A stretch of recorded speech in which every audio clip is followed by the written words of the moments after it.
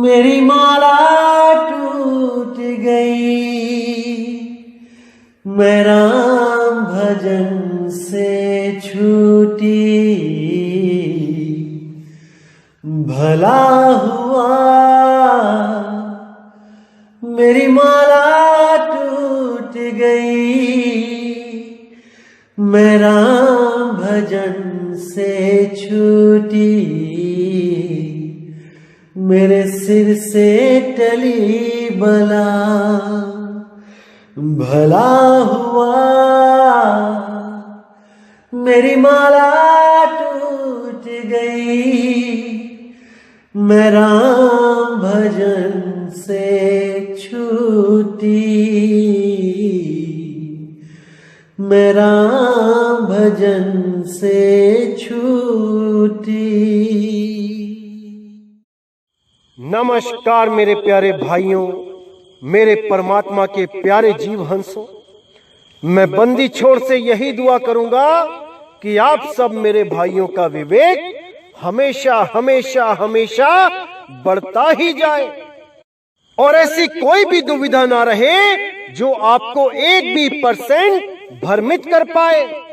मैं बंदी छोड़ से यही दुआ करूंगा कि हर चीज क्रिस्टल क्लियर होती ही जाए और मेरा मालिक हमेशा आप पे अपनी नजर बनाए रखे, हमेशा आपको इन काल के दूतों से बचा के रखे।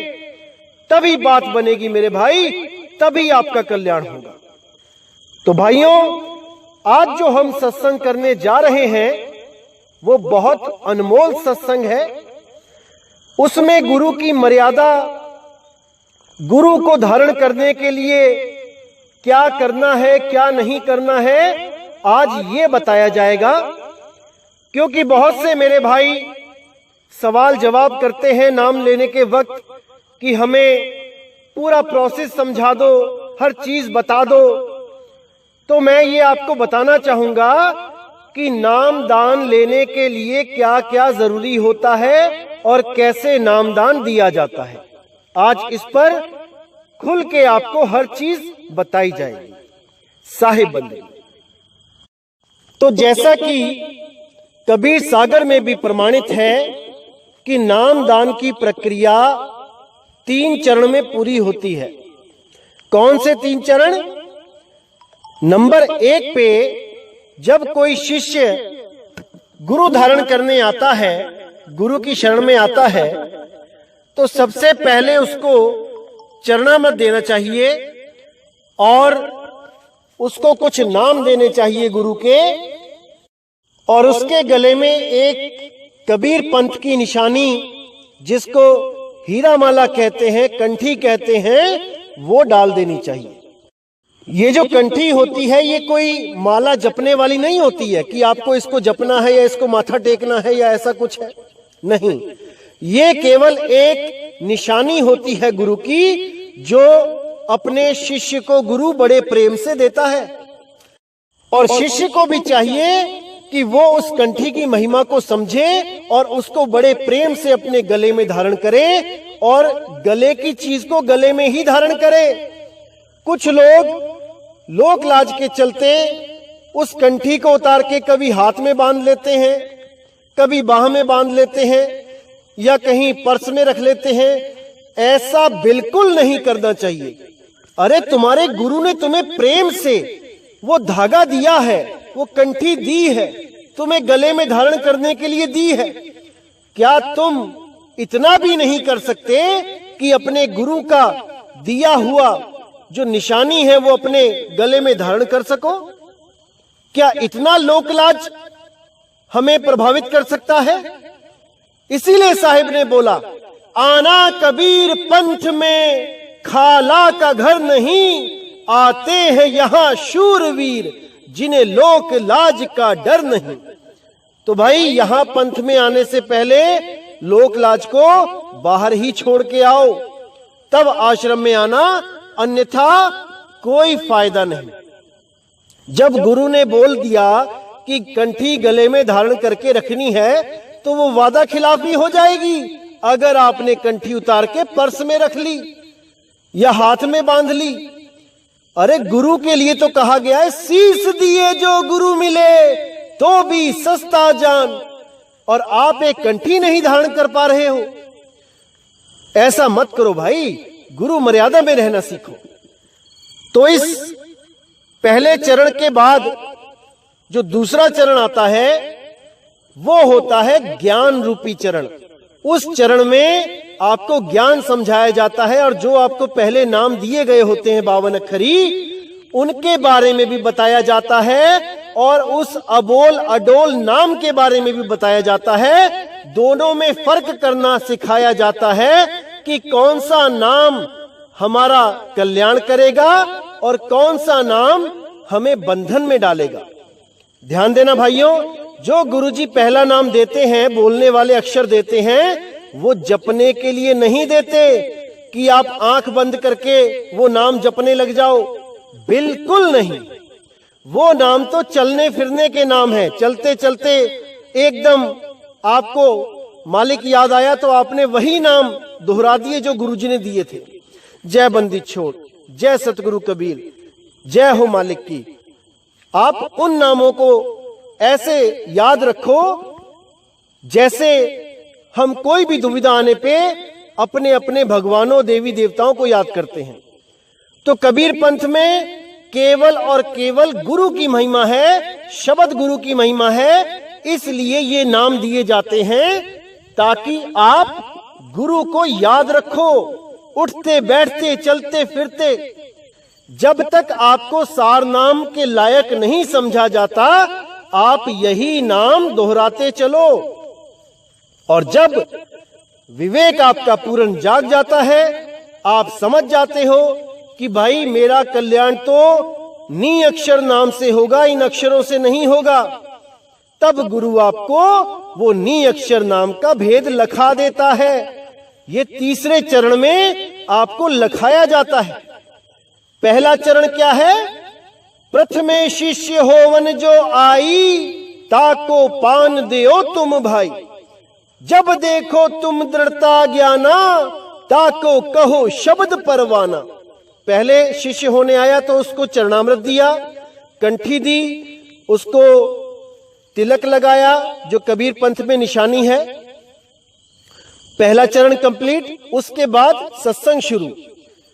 तो बोला गया उसके लिए, जब देखो तुम दृढ़ता ज्ञाना, यानी जब तुम देखो कि नामदान लेने के बाद वो सत्संग में आ रहा है कि नहीं आ रहा है, गुरु भाइयों से मिल रहा है कि नहीं मिल रहा है। कोई भी सत्संग होता है, भले गुरुजी नहीं आए लेकिन गुरु भाइयों के पास जाता है कि नहीं जाता है, यानी कि उसकी दृढ़ता देखो कि कितना दृढ़ हो रहा है, कितना प्रेम है उसको सत्संग से, गुरुओं से, मुक्ति से। ऐसा तो नहीं कि कंठी डाली और निकल गए, उसके बाद देखा ही नहीं 5 साल कौन गुरु कैसा गुरु, देखा देखी में नाम ले लिया, उसके बाद कोई चिंता ही नहीं मुक्ति की, कोई नाम की नहीं। उसके लिए सार नाम नहीं है।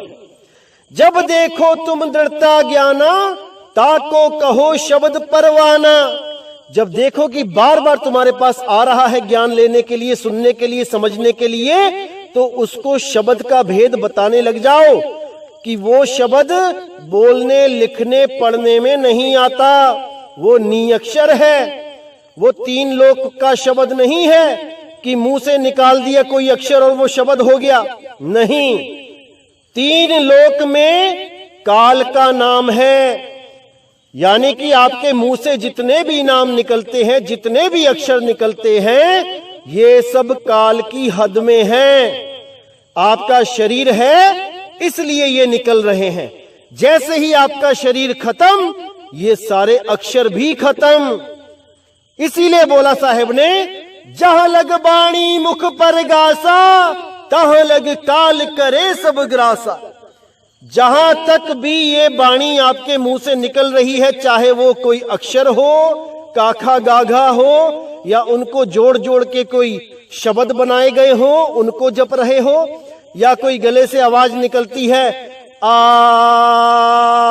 इसको मान के बैठ गए हो, ये सब के सब मुंह से ही निकल रहे हैं, ये सब के सब कंठ से निकल रहे हैं। इसलिए साहिब ने बोला होठ कंठ लागे नहीं, जीव्या नहीं उच्चार, गुप्त वस्तु को जो लखे सो है हंस हमार। भाई वो गुप्त वस्तु 3 लोक से न्यारी है।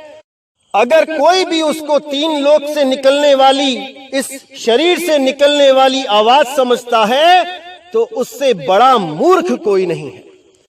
इसीलिए साहिब ने बोल दिया, लिखा ना जाए कहे को पारा, है अक्षर में जो करे निर्वारा। है अक्षर में मतलब कि वो अविनाशी आत्म देव में स्थित है। जब आत्म घट में पहुंचोगे, इस सूरत को आत्म घट तक पहुंचाओगे तन घट से, तब समझ में आएगा कि वो क्या है। वो यहां मुंह से बोल बोल के नहीं समझ में आएगा कि मुंह से आ बोल दिया या का बोल दिया या राम बोल दिया या वाहिगुरु बोल दिया, कबीर बोल दिया, मिल गया आपको नामदान। ऐसा कुछ नहीं है भाई, भरम से बाहर आ जाओ।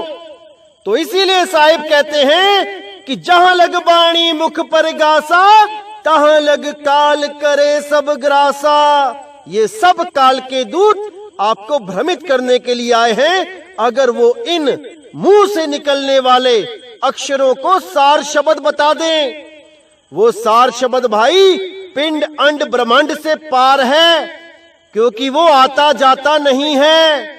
आवे ना जावे जन्मे नहीं मरे, सो निज पीव हमारा हो। वही हमारा निज पीव है, वही हमारा निज रूप है, वही हमारा निज नाम है। उसी को जानना है मेरे भाइयों, उसी को जानना है। तो यहां पे 2 चरण समाप्त होते हैं।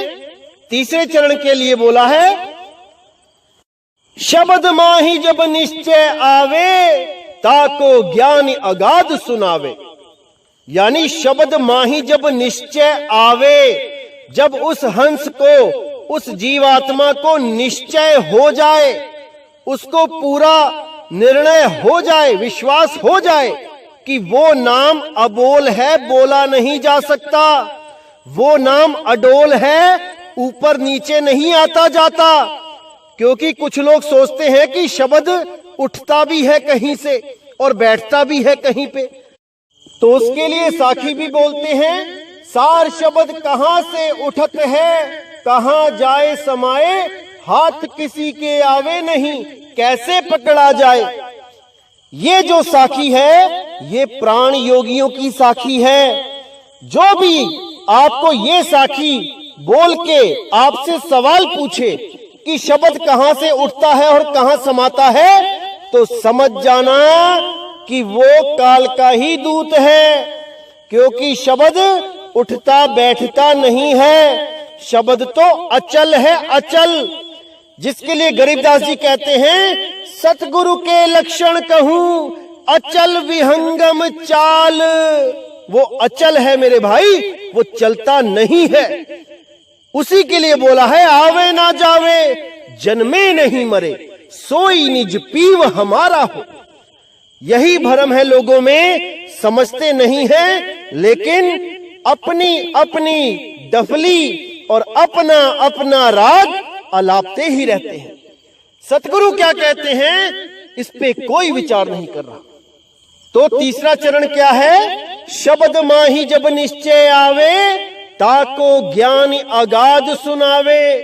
उसको वो परम ज्ञान दे दे, वो अनमोल रतन दे दे, वो सार शब्द का भेद दे दे, उस वस्तु का ज्ञान दे दे जो वस्तु सदा से मेरे पास थी, लेकिन अज्ञानतावश मैं उसको समझ नहीं पाया, जान नहीं पाया।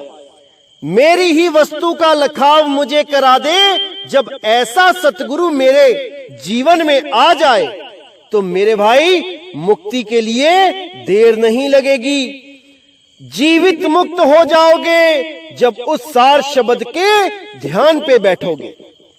उसी के लिए बोला गया, धुन में ध्यान ध्यान में जाना, गुरमुख यकथ कहानी। धुन में ध्यान, उस धुन में ध्यान रखना है, उस नी अक्षर धुन में ध्यान रखना है, तब ही मोक्ष होगा, मुक्ति होगी।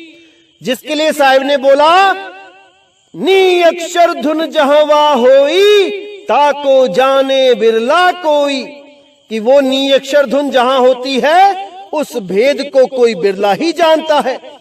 जो अज्ञानी होता है वो मुंह से ही आवाजें निकाल निकाल के खुश होता रहता है कि देखो यही सार शब्द है। जैसे किसी को हीरा खरीदना है लेकिन वो पारखी नहीं है, तो उसको कोई भी कांच का टुकड़ा दे दे तो वो उसी में खुश हो जाता है कि मुझे हीरा मिल गया। अब वो जानता नहीं है कि हीरे में और कांच में फर्क क्या होता है। जब कांच को ही हीरे की तरह शेप दे दी जाए और हीरों के बीच में ही मिला के रख दिया जाए तो उसको कोई परख नहीं सकता कि वो कांच है कि हीरा, जब तक उसने किसी गुरु को धारण करके उस हीरे को परखने की कला ना सीखी हो। अन्यथा वो कभी नहीं परख सकता, क्योंकि वो कांच का टुकड़ा भी इतना चमकीला होता है कि लगता है कि जैसे असली हीरा ही है। तो इसीलिए मेरे भाई, जितनी भी आवाजें मुंह से निकलती हैं, चाहे वो कैसी भी है, वो सार शब्द नहीं है, नहीं है, नहीं है। इसको समझ लो, क्योंकि मदन पंथ में भी आपको भरमाने वाले हजारों मिल जाएंगे जो पूर्ण विवेकी ना होने के कारण इसी आ अक्षर को परमात्मा मान के बैठ गए, सार शब्द मान के बैठ गए। ये जो 52 अक्षरों का पहला वर्ण होता है छोटा आ, इसी की आवाज को परमात्मा मान के बैठ गए जो मुंह से निकाली जाती है। नहीं मेरे भाई नहीं, ये केवल एक परछाई है, ये केवल एक प्रतिबिंब है। जिसको असल वस्तु का ज्ञान नहीं है वो इसी आ में उलझ के रह जाता है और जन्म मरण में फंसा रह जाता है। जो विवेकी हंस होगा वो इस नकली आ, प्रतिबिंब आ को त्याग के उस असली अक्षर की तरफ जाएगा जो अविनाशी है, जो नी अक्षर है, जो आ से भी न्यारा है। ये आ तो केवल एक सांकेतिक ज्ञान है। संकेत का मतलब असल नहीं होता, संकेत का मतलब होता है कि असल तक पहुंचो, तब बात बनेगी मेरे भाई, तब बात बनेगी। तो इस तरह 3 चरण पूरे होते हैं। और कंठी क्यों जरूरी है, तिलक क्यों जरूरी है, ये मैं आपको अगले सत्संग में बताऊंगा। उससे पहले मैं चरणामृत की महिमा गा देता हूं कि चरणामृत क्यों जरूरी है। क्योंकि कुछ लोग सवाल पूछते हैं कि गुरु का चरणामृत क्यों लेना चाहिए। बहुत जरूरी है मेरे भाई। सिखों में भी बोला गया है, गुरु के दर्शन वेख वेख जीवा, गुरु के चरण तोए तोए पीवा। गुरु के चरण तो धोके पीने ही होते हैं। उससे क्या होता है, आपके अंदर जो मन रूपी काल बैठा है, जो अहंकारी जीव है, वो निम्न पद में आ जाता है। क्योंकि गुरु के अलावा ऐसा कोई रिश्ता नहीं है जिसमें चरण धोके पीने की परंपरा हो। माँ बाप के भी कोई चरण धोके नहीं पीता। अगर वैसे पी लेता है प्रेमवश होके तो अलग बात है, लेकिन ये कोई परंपरा नहीं है। लेकिन गुरु चेले की परंपरा में हमेशा हमेशा ये बोला गया है संतों के द्वारा कि गुरु के चरण जरूर धोके पीने चाहिए, वो बहुत जरूरी है। तो उसके लिए भी आप तैयार रहें। अगर आपने सतगुरु बंदी छोड़ कबीर साहब के इस पंथ में जुड़ना है तो पहले से तैयार रहें। क्योंकि कुछ लोग सोचते हैं कि गुरु के चरण पीने से क्या होगा। बहुत कुछ होगा मेरे भाई, बहुत बड़ी महिमा है इन चरणों को धोके पीने की। लोग स्विमिंग पूल में नहाते हैं, लोग नदियों में छलांगे मारते हैं, मुंह में कितना पानी जाता है, गंदगी जाती है, कोई परवाह नहीं करता। लेकिन गुरु के चरणों की जब बात आती है तो उनका मन एकदम सोचने पे मजबूर हो जाता है कि कैसे पीऊंगा। अरे इसी मन को तो गिराना है, इसी मन को तो हराना है मेरे भाई, बहुत जरूरी है। ये आपका पहला कदम होता है अपने मन के ऊपर विजय पाने का, अपने मन को मारने का पहला कदम होता है। इसके बाद ये मरता ही चला जाता है। इसीलिए बोला है मन को मार गगन चढ़ जाई, मौन सरोवर पैठ नहाई। क्योंकि कोई डॉक्टर है, कोई इंजीनियर है, कोई साइंटिस्ट है, अपने आप को महान समझ के बैठे हैं कि मैं तो बहुत बड़ा हूं। लेकिन जब गुरु के आगे आते हैं, तो जब गुरु के चरण धोके पीते हैं, तब वो सारा अहंकार छूमंतर हो जाता है। वहां पर केवल एक चीज होती है कि हे गुरु, मुझे भेद दो, मुझे वो रास्ता बताओ जिससे मेरी मुक्ति हो। मैं डॉक्टर हूं, मैं इंजीनियर हूं, मैं साइंटिस्ट हूं, ये दुनिया के लिए हूं। आपके लिए तो मैं एक छोटा सा जीव हूं जो अपने कल्याण के लिए आपके पास अरदास लगाने आया है। बंदी छोड़, मुझ पे दया करो, मुझ पे मेहर करो, मुझे अपने चरणों की धूल दो, ताकि मैं अपने माथे पे लगा के सदा सदा के लिए मुक्त हो जाऊं, सदा सदा के लिए। तो इसी चरणामृत के लिए मैं आज आपको वाणी बताऊंगा जो बहुत ही ज्यादा विवेक जागृत करेगी। तो क्या कहती है वाणी? पहले प्रेम अंग में आवे, साधु देख सन्मुख होए धावे। चरण धोए चरणामृत लेवे, प्रीति सहित साधु को सेवे। यानी सबसे पहले साधुओं के लिए प्रेम पैदा करे, विश्वास पैदा करे, सम्मान पैदा करे, और अपने कल्याण के लिए साधुओं के पास जाए। साधु देख सन्मुख होए धावे, साधु को देखते ही उनके पास जाए। चाहे कोई भी साधु हो, कैसा भी साधु हो, उसको जाने, उससे कुछ पूछे कि बाबा मेरी मुक्ति कैसे होगी। जो भी उस साधु के पास होगा वो आपको देगा, वो बताएगा। फिर आप उसमें परख करना कि जो साधु ने मुझे बताया है, क्या इससे मेरी मुक्ति हो सकती है? क्या वो 52 अक्षर दे रहा है, या वो श्वासों का कोई जाप दे रहा है, या वो तत्वों की धुनों को सुनने के लिए कह रहा है कान बंद करके, उंगलियां डाल के, या वो सार शब्द की बात कर रहा है जो कहीं से उठता और कहीं बैठता नहीं है, जो अचल है, अडोल है, अबोल है। इस पे विचार करना।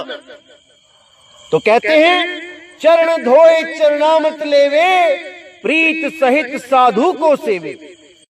तो अगर यकीन हो जाए कि ये साधु मेरा कल्याण कर सकता है, इसके पास वो सार शब्द का ज्ञान है, तो उससे नामदान की दीक्षा लेवे। सबसे पहले चरण धोके चरणामृत लेवे, अरदास करे कि मुझे चरणामृत दो गुरुजी।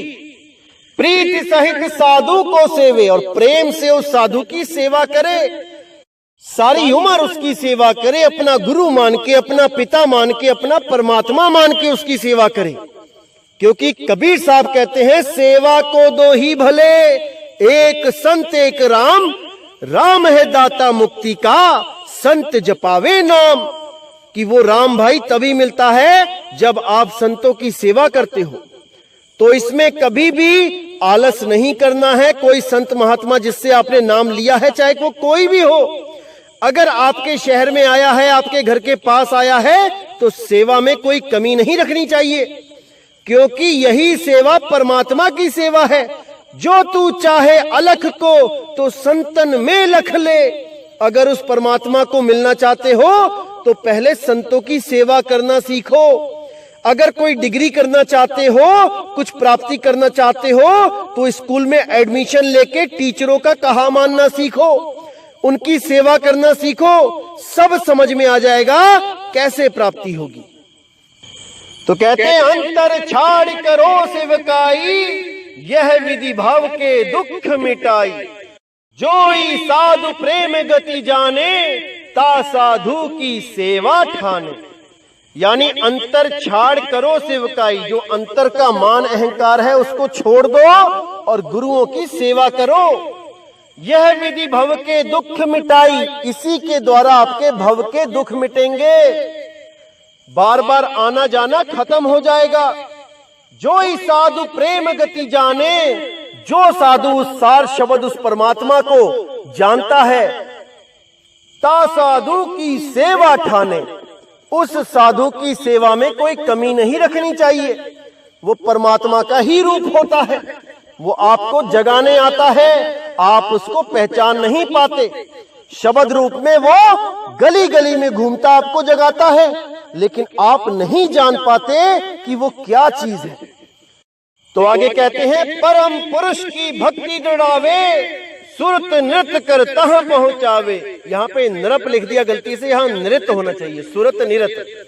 सुरत नृत्य कर तह पहुंचावे, तासो प्रीति करो चितलाई, छाड़ो दुर्मति औ चतुराई।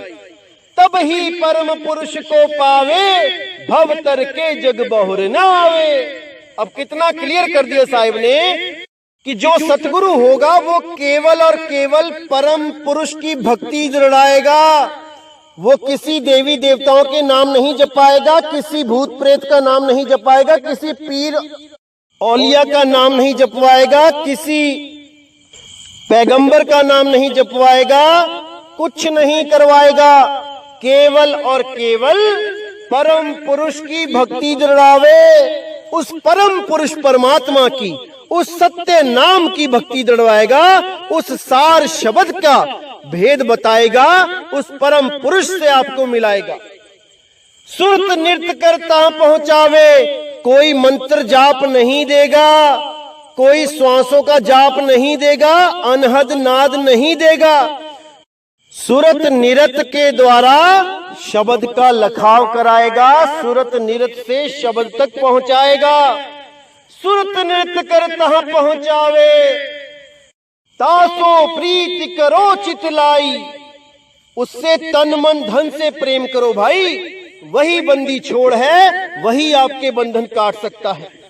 छाड़ो दुर्मति औ चतुराई, ये चतुराई करना छोड़ दो।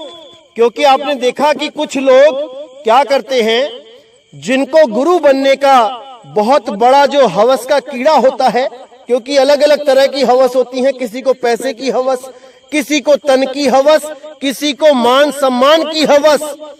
तो कुछ लोग क्या करते हैं, गुरुओं के पास आते हैं, खूब सेवा करते हैं, लेकिन उनके मन में एक ही चीज होती है कि कैसे मैं सारा भेद जान लूं भक्ति का, और भले मैं खुद भक्ति ना करूं, लेकिन मैं लोगों को भक्ति बताना शुरू कर दूं कि कैसे भक्ति होती है, ताकि सब मुझे सतगुरु सतगुरु कहें।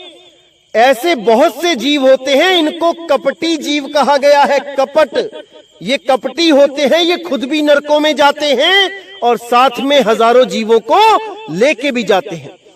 हमारे भी पंथ में ऐसे कुछ आ चुके हैं, जिनके बारे में मैं पूरा खुलासा करूंगा, और ऐसा खुलासा करूंगा कि उन सबको भी समझ में आ जाएगा कि भाई परमात्मा के प्रचार में अड़ंगा नहीं डालना चाहिए। सबको समझ में आएगा, थोड़ा सा धीरज रखें। तो कहते हैं, तब ही परम पुरुष को पावे। जो भी चतुराई करता है, कपट करता है, वो परम पुरुष को नहीं पा सकता, भले सारी उम्र लगा रहे सतनाम सतनाम करने में, परमात्मा परमात्मा करने में। यहां तक कि जो भेद मिला है, चाहे उस पे भी ध्यान धर ले, लेकिन वो कभी परम पुरुष को नहीं पा सकता, और ना ही अपने शिष्यों को पहुंचा सकता है। क्योंकि आदमी को, इंसान को मूर्ख बनाना आसान होता है, लेकिन परमात्मा को कोई मूर्ख नहीं बना सकता। परमात्मा तो आपके घट घट की, पट पट की जाने, वो आपकी अंतरात्मा की हर गतिविधि को जानता है, आपके मन की हर चाल को जानता है। आप कभी परमात्मा को धोखा नहीं दे सकते। समझ जाओ मेरे भाइयों, समझ जाओ, इससे पहले कि समय निकल जाए। तो कहते हैं, तब ही परम पुरुष को पावे, भव तर के जग बहुर न आवे। जब परम पुरुष को वो प्राप्त कर लेगा, जब उसके मन से गुरु के प्रति छल कपट सब निकल जाएगा और आके गुरु के चरणों में लौट जाएगा, दया की भीख मांगेगा, केवल तभी वो पार हो सकता है। अन्यथा जन्मों जन्मों तक उसको ऐसी नरकों की आग मिलेगी कि उसको कोई नहीं बचाएगा। इस चीज को अच्छी तरह समझ लेना। जो भी मदन पंथ में केवल भेद लेने के लिए आ रहे हैं, अच्छी तरह समझ लेना, वो परमात्मा बंदी छोड़ किसी की मदद नहीं करेगा। गर्भ जून में रोगे, तरसोगे, चिल्लाओगे, कोई मदद नहीं करेगा। अगर इस पंथ में आना है तो साफ मन लेके आना, बंदी छोड़ जरूर दया करेंगे। अच्छी तरह समझ लो इस बात को मेरे भाई, अच्छी तरह समझ लो। तो आगे कहते हैं, भव तारण संशय नहीं तो ही, दो क्षण होए तो लागे मोही। कि बिल्कुल संशय मत करना, अगर बंदी छोड़ चाहे तो तुम्हें 2 क्षण में पार कर देगा। लेकिन अगर तुम गुरु के प्रति पवित्र मन से भक्ति करते हो, गुरु को परमात्मा जान के उस सार शब्द की भक्ति करते हो, तो 2 क्षण भी बहुत ज्यादा हैं। एक पल में, वो एक पल में पार कर सकता है आपको। तो आगे कहते हैं, कितहु बात की फिक्र न करना, कहीं भक्त निश्चय कर तरना। कि अगर तुम गुरु के अधीन हो, गुरु के साथ तुम्हारा पूरा प्रेम है, तो किसी बात की फिक्र मत करना, किसी भी बात की फिक्र मत करना, निश्चित है तुम्हारा तरना। तुम्हें तरने से कोई नहीं रोक सकता, कोई भी नहीं, क्योंकि तुमने सतगुरु की शरण को अपना लिया है, तुमने बंदी छोड़ पे विश्वास कर लिया है, तुम पे अब उसकी रजा है। लेकिन सदा सदा उस गुरु के बल बल जाओ जिसने तुम्हें सत्य ज्ञान दिया है, जिसने तुम्हें सच्ची राह बताई है। क्योंकि नकली अधूरी राह बताने वाले लाखों हैं, लेकिन सच्ची राह बताने वाला कोई बिरला एक होता है अरबों खरबों में। इसलिए उसकी कीमत को जानो, उसको पहचानो, वो कितना जरूरी है तुम्हारे जीवन में। अगर वो तुम्हारे जीवन में नहीं है तो भले तुम सारी दुनिया के राजा बन जाओ, अंत समय में तुम भिखारी ही हो। जैसे वाणी में बोला गया, वड्डे वड्डे दुनिया दे राजे, रोंदे गए नाम तो बिना। उस नाम के बिना, उस सतनाम के बिना बड़े बड़े राजा इस दुनिया से रोते ही गए हैं। क्योंकि नाम बिना सब कूड़ पसारा। ये सब कूड़ है मेरे भाई, सब कूड़ है। तो आपने क्या करना है, उस गुरु की शरण में जाना है, गुरु से प्रेम करना है, गुरु जो आपको निशानी दे रहा है उसको धारण करना है, और जो गुरु भक्ति बता रहा है उसको अच्छी तरह समझ के, बूझ के, फिर उस पे अटल होके विश्वास करके उस पे भजन करो, भक्ति करो, ध्यान करो। इसीलिए बोला है कि सत्य नाम है सार, बूझो संत विवेक करी, उतरो भव जल पार, सतगुरु का उपदेश यही। कि उस सत्य नाम को, उस सार को बूझो, नाम लेने से पहले बूझो। और जो लोग खुद बूझ लेते हैं वो मुझे अत्यंत प्रिय है। जो खुद अपने विवेक को इतना जागृत कर लेते हैं, जो खुद ही बूझने लग जाते हैं, वो मुझे अत्यंत प्रिय है। जिनको बताना पड़े, समझाना पड़े, वो भी प्रिय है, लेकिन उनको भी चाहिए कि अपने विवेक को इतना जागृत करें कि खुद से ढूंढें।